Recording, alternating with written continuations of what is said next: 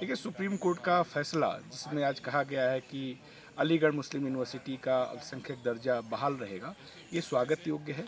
और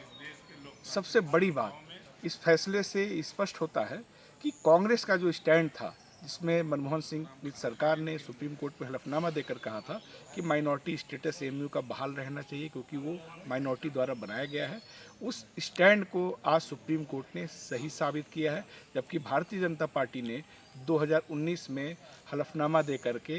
एएमयू के अल्पसंख्यक दर्जे को छीनने की कोशिश की थी। तो आज कोर्ट ने कांग्रेस के स्टैंड को सही साबित किया है।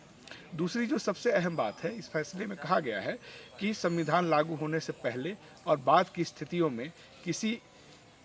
इदारे को, किसी इंस्टीट्यूशन को अगर हम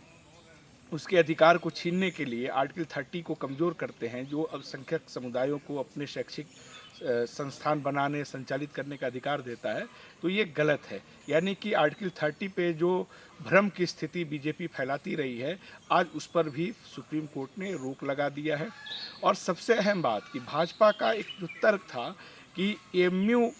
को इसलिए माइनॉरिटी स्टेटस नहीं दिया जाना चाहिए क्योंकि वो आज़ादी से पहले बना था और संविधान लागू होने के बाद स्थितियां बदली हैं, ये एएमयू को उसके इतिहास से काट करके जो देखने की कोशिश थी, उस पर भी विराम लगेगा। सबसे अहम बात, बीजेपी का एक लॉजिक रहता था कि चूँकि जो एएमयू है उसको एक एक्ट के जरिए पास किया गया था ब्रिटिश पार्लियामेंट में, इसलिए नए भारत में यानी स्वतंत्रता के बाद का जो भारत है उसमें उसकी अल्पसंख्यक